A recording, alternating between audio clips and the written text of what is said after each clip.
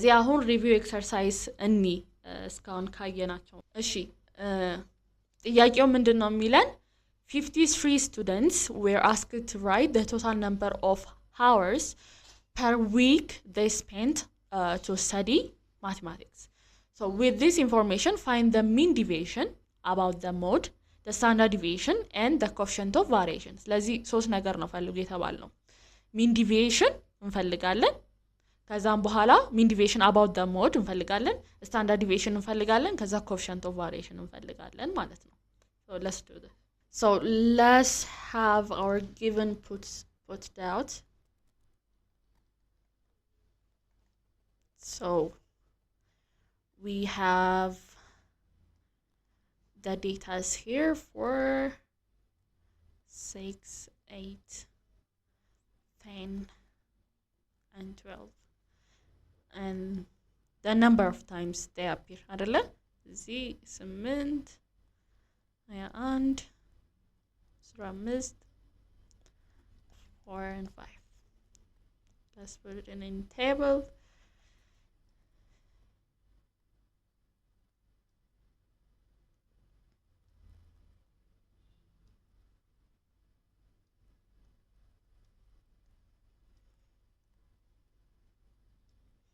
ኦኬ ስለዚህ ግብናችን አለ እዚህ መጀመሪያ የተጠየቅነው ምንድነው the mean deviation about the mode ነው የተጠየቅነው አይደለ እዚህ መጀመሪያ እሱን እንስራ mean deviation about the mode ስለዚህ የሱ ፎርሙላ እንዴት ነው the summation አለ so we start from I and stop at n which is the number of the data we have the data and then we subtract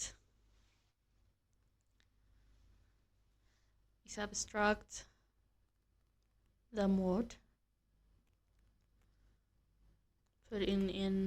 absolute value and then divided by number of data okay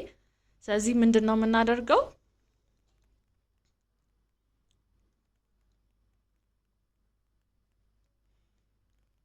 ስለዚህ n በዚህ ኬስ ስንት ነው 5 ነው አይደለ 5 ዴታ ነው ያለን 1 2 3 4 5 ነው ያለን ከአንድ እንነሳለን ከዛ we have so ይሄ እያንዳንዱን እያስገባን ነው እንግዲህ ምን ሰራው ለምሳሌ 4 አለ አይደል እዚህ ጋር 4ን እዚች xi ወይም the initial the each value of the data set ማለት ነው እናስገባለን 4ን 6ን እዚህ ውስጥ ነው እናስገባው and then we subtract the mode አይደለ ከዛ ሞዱን እዚህ ጋር እንቀንሳለን ከዛ የመጣልንን either it's negative or positive ወደ positive እንዲቀይርልን በአብሶሉት ቫልዩ ውስጥ እንከታለን ከዛም በኋላ በn ወይም በ5 እናካፍላለን ማለት ነው ስለዚህ እንደዚህ ነው የምትሰሩት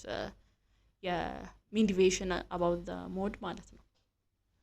ሁለተኛ ላይ ደግሞ ምንድነው የተጠየቅነው the standard deviation ነው የተጠየቅነው ኦኬ ስለዚህ standard deviation ሲግማ ነው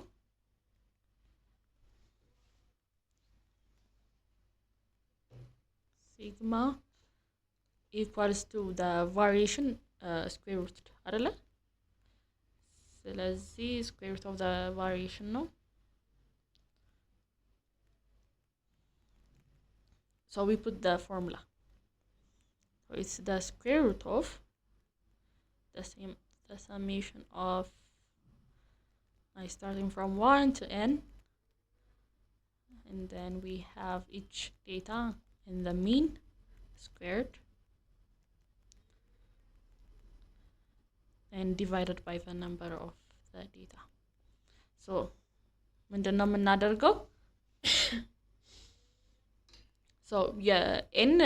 5 ነው ቅድም እንዳለው ወይም number of the items 5 ነው አይደለ ስለዚህ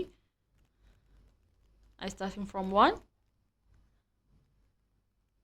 ስለዚህ እቺ በxi ቦታ እያንዳንዷን አሁንም ቅድም እንዳልነው 4ን 6ን 8ን 10ን 12ን እያደረግን በተራ እናስገባለን ኦኬ እዚህ 4 ከሆነ ለምሳሌ 4ን እዚህ ጋር እንጽፋለን ማይነስ the mean ያመጣልን ካልኩሌት አድርገን ያመጣልን እዚህ ጋር ሚኑ 7.07 ነው ከዛ ያመጣልንን ስኩዌርድ እናደርጋለን ኦቨር the number of the data items is 5 አይደለ እዚህ እንደዚህ ነው ማለት ነው ምን ሰራው ከዛ ሁሉንም እያንዳንዱን አስገብታችሁ ትሰራላችሁ ከዛ you will sum up all the results and then divide by the mode ወይም ደግሞ የሁሉንም frequency ደምራችሁ ማካፈል ነው ማለት ነው አሁን ደግሞ coefficient of variation እንይ የተጠየቅነው coefficient of variation ነው which is CV so coefficient of variation simply put standard deviation over the mean ነው okay this is sigma not 6 this is the standard deviation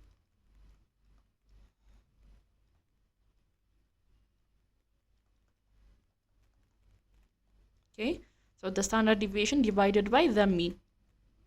ምክንያቱም እዚህ ጋር ቀደም ሚንን አምጥተናል 7.05 አይደለ